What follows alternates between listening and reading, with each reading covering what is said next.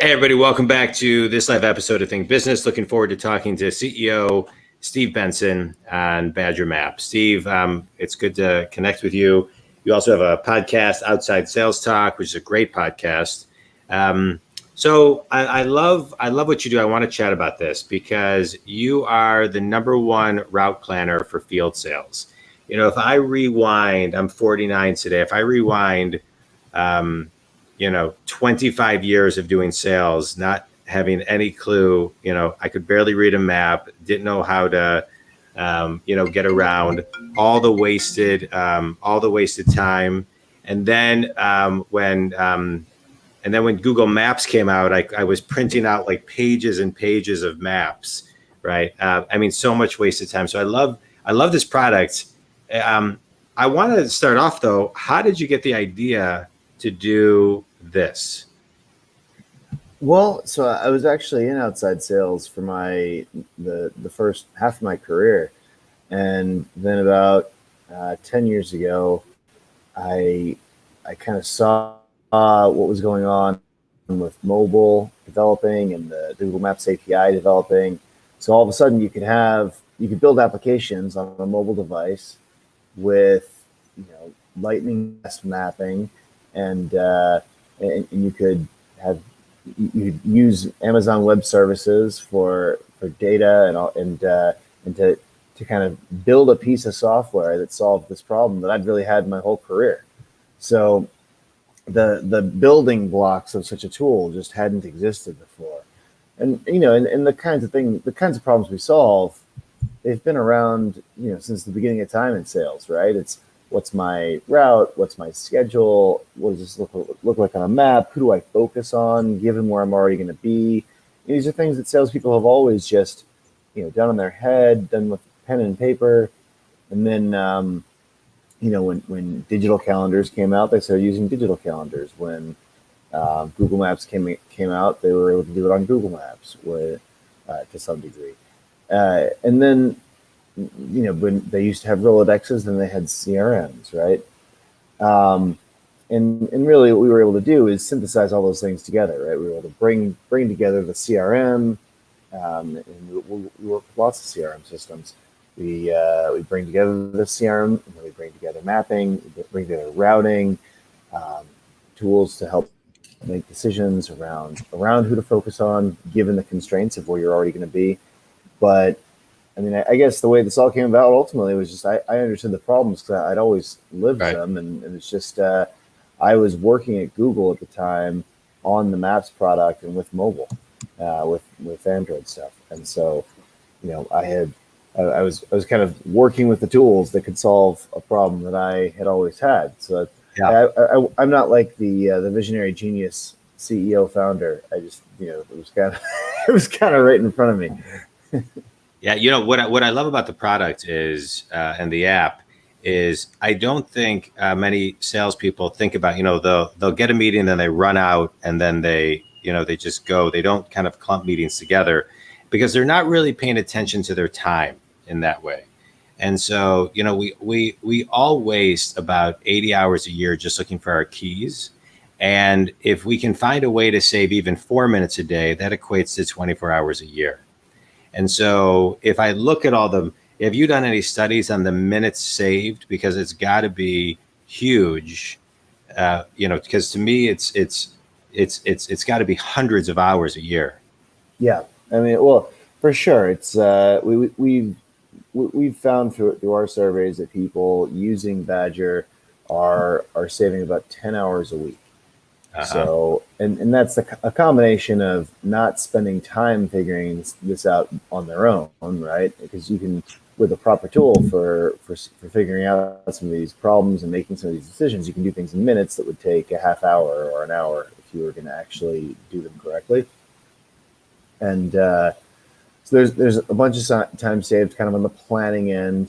Then there's the time saved actually on the executing of poor routes, right? So if you zigzag around town in a way that doesn't make sense for a week and do 40 meetings versus kind of have a tool to thoughtfully attack your territory for a week and do the exact same 40 meetings but in a different order, you can save a tremendous amount of time. And that's another 5 hours a week.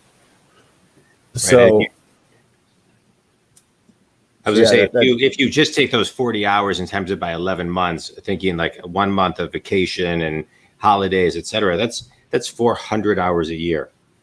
yeah, it's a tremendous amount of time people spend on this, and there's, I mean, I actually think the time saved is not as important as the ability to make good decisions and figure out who to spend your time with. Hmm. I would And agree. there's a lot of strategies for doing that. There's a lot of ways to think about who are my most important customers. But one of the key things to think about is who are my most important customers that I can see tomorrow, given where I'm going to be in my territory. And if you kind of shrink the world to that, you really start saving a ton of time and covering the territory better, but making sure that you see all the most important customers. You Yeah. need to incorporate geography and where you are. The question, where am I going to be on the map? That question must be, you have to think about that when you're thinking about who's important for me to see right now. Yeah. Well, and what I love about it is we're talking, 400 hours, maybe even 500 or 600 hours a month. And so to save time A and year. yet, excuse me, a year, and somebody can get that product for $49 a month. Yeah, we It didn't seems make like an it. absolute Yeah, no-brainer. I, that's a, that's what most people that use it seem to say. But it's one of these things where that's just the price of software, right? Like it is just inexpensive. If Right. you have a need that a piece of software solves, it ends up feeling very inexpensive, and that's Yeah. just a cool thing about the world, right? But if you just quantify if you just look at what your time is worth, if you then quantify what you could do with an additional 400 to 600 hours a year, if you then look at how many more deals you can get, how many more people you can see, how many more deals you can close, how many more fees, commissions you can get. I mean, it's the return on investment is huge, especially because most salespeople, I would agree with you, are not thinking about this. So give them a tool to take. I think some of the best tools are ones that take the thinking out of things. Yeah, or help you do the thinking automatically, or do it in Right. an automated way, do it for you, and that's this is one of those classic problems that like humans aren't good at thinking about. Like our brains don't actually really conceptualize. But one of the problems that field salespeople face of, I have 400 prospects and customers, and they're kind of scattered around, let's just say Chicago, Right. and it's a big area, right? And it's hard, the human mind can't keep in mind where those 400 customers are, and different routes that you could take to hit the ones that are most important in a given day. And we really can't even optimize more than about 4 points. Right. We can optimize 3 points, but 4 or 5 and 6 is basically impossible. It's a huge math problem that we can, Yeah. we can't even intuit it well. I love it. So Unless they rewind. happen to be in a box. We can draw Right. boxes. So rewind with me for a minute. So you're at Google, right? What's one of the your number one takeaways from working at Google? Well, I think the importance of a great HR program for a company is probably one of the things that we can all learn from Google. Well, I guess having a monopoly on Well, what things like about the HR? internet is really good. But, Yeah. Well, what about HR? Because Jack Welch will say that the HR department is the most important group in the entire company. yeah, I think that one thing that Google has done is really from the beginning focus on their employees and focus on being a great place to work, focus on their employees' happiness, and really they did a fantastic job of that. People want to work there. It's a pleasure to work there, Yeah. and they do that in a lot of ways. They pay top dollar. They feed you 3 square meals a day. They've got all the snacks, and they genuinely create a nice place to work. And I think a lot of the tech companies really started marching to their tune as after they did that. There was a lot of lifting of ideas from Google, and the reason I think that's so important is people stay there for a long time. and Yeah. and there's, people aren't that valuable in their jobs for the first, year and a half, 2 years, compared to the value that that same person on month 6 versus year 5 is completely different in terms of the value that they create for a company. And a thing that I think that we're really doing wrong in our economy is having people move around jobs all the time. Yeah. Especially younger people, they switch jobs once a year, and they don't learn nearly as much. They never get great at something as if you sat in the seat for a long time and actually did a job for a long time. And companies have a whole bunch of employees who aren't really seasoned in their roles, and so it kind of gums up the whole system. And I think people feel like they're learning more by jumping around all the time, but I think they're learning a broader diversity of things. They're going broader and not deeper. Um, and I think what Google did was try to make a place that people are comfortable staying at for the long term. And I think that's something putting the incentives in place for people to stay. And I think that's something Yeah. that we can all learn from as business people. Is like, if you treat your employees well, and they'll stay longer, and Yeah. you'll lower that turnover number. And I think that's a crucial number for businesses to think about. Yeah. No, I would agree. As a business owner now, knowing how Google put things in place, what as a business owner, especially in a post-COVID world, what keeps you up at night? Well, I guess there's a lot more to keep us up at night in a post-COVID world. I mean, obviously, just like some variant coming out that puts us back into lockdown, or that vaccines or antibodies don't work against. But we haven't seen one of those yet. But that's a potential thing that could really mess up the economy again. But yeah, I guess there are challenges around bringing people back into the office. Create a new transition for people. That's something we're working on right now. I'm not sure that's keeping me up at night. I think that's more just like a transition we're going through. Yeah. All right, good. So let's talk about your podcast for a minute. I love podcasting. It's like a mini master's class. I learn something from somebody every time. What are some of the takeaways you've learned from just being the host of a podcast? Well, I think I've learned a tremendous amount. In our podcast is interesting because it's specifically for field salespeople, and I am a field salesperson by trade. But and so I think that element has been especially fun for me. And we're a very learning focused podcast, and that I just kind of have different sales experts come on the show and teach us about interesting things, about interesting elements of the craft of sales. But when they teach it, they're teaching it through the lens of knowing that all the people listening are in field sales specifically. So if they're teaching an element of negotiation, they teach it with the lens of, well, I know these people are doing this in person. And field sales is really a different job than retail sales or inside sales or selling online. The different ways to go to market. I think field sales is really unique in the bonds that you build with people, the interactions that you have with people, and the types of things that you sell with field sales. It is really they're often long-term B2B relationships, and that's why you put a field salesperson in to manage that relationship. Yeah. But I've learned a tremendous amount by podcasts.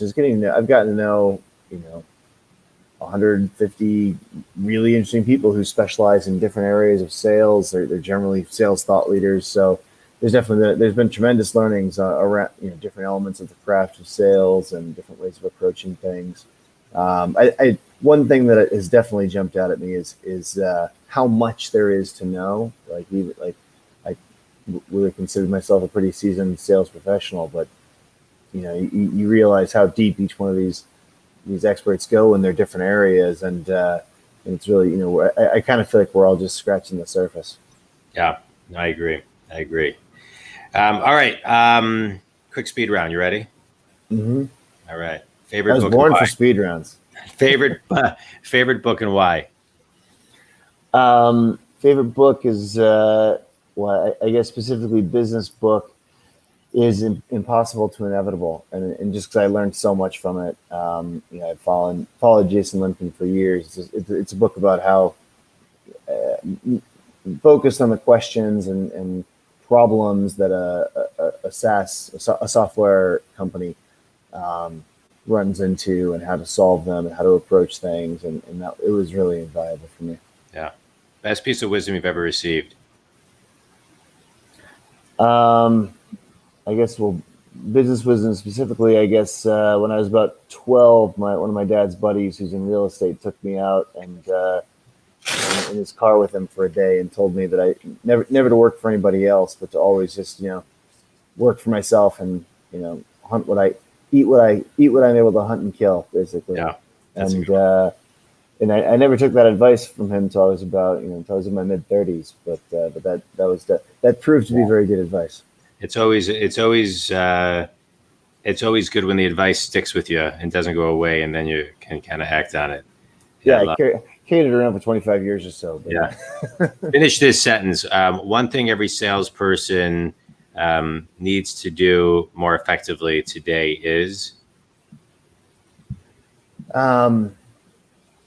map the product or service that they have to the actual ROI and translate that into real dollars for the customer that they're trying to do business with, the prospect they're working on doing business with. Translate the value that they're going to get into real dollars and on a monthly or annual basis, and communicate that to them during the sales process, early in the sales process. Don't just bring it up during the negotiation on price. Yeah, I agree. Quantifying questions that can quantify, and questions, everything that you just said, I agree with, are so important. And I think a lot of salespeople bring it up way too late. That's great. That's great feedback. Fast forward 100 years, what do you want your legacy to be? My legacy. Well, I haven't really. I'm not sure about that one. I've got to work on that in my next part of my career, I'd say. But if I can solve at the rate we're, we've got thousands of companies using our product to kind of organize their time, and so I do feel like my time has been well spent so far. Running this company for the last decade, just because so many people, their lives are a little bit more efficient, a little bit better. They get home to see their family more often,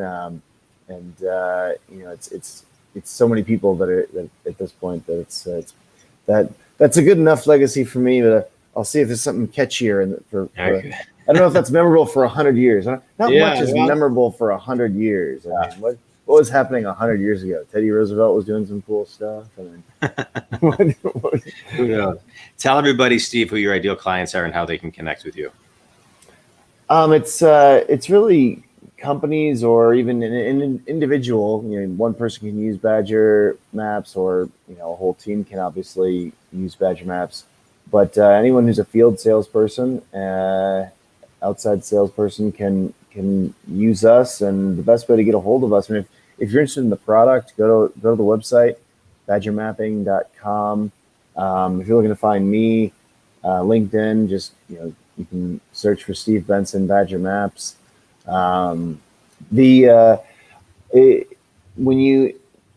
go to actually badgermapping.com/podcasts, so podcast with an S in it, because there's a 20% discount code there for like, I think it's like 2 months free or 20% off the first year or something like that. But it's worth checking out. It's kind of a little incentive for enduring my blatherings for a half hour. Yeah, that's good. All right. Well, hey, I appreciate your time, and to me, your product. A couple of final thoughts I have are, your product saves time. I mean, at the end of the day, if you just, we're talking about, asking questions that quantify, but anybody with 400 plus extra hours a year can be a lot more successful, get a lot more deals, take more time off, take more time to relax, spend more time in the field, convert more deals, et cetera, et cetera. So I just, to me, that is such a and for $600-ish a year, give or take, how do you not invest in yourself? And to me, I think one of the biggest mistakes I see is salespeople do not invest in themselves enough. They will, the company, hopefully companies are smart enough to buy this product for their salespeople. But if they're not, salespeople need to invest in themselves way more than they do. I don't know what that trend is. The salespeople I see who are making, 200,000, 1 million, 3 million, 5 million. I work with a bunch of them, but not enough because they don't invest in themselves. And so I know I'm kind of beating a dead horse, but salespeople, invest in yourself. The ROI is better than anything. And this product is a great way to start. Steve, any closing thoughts?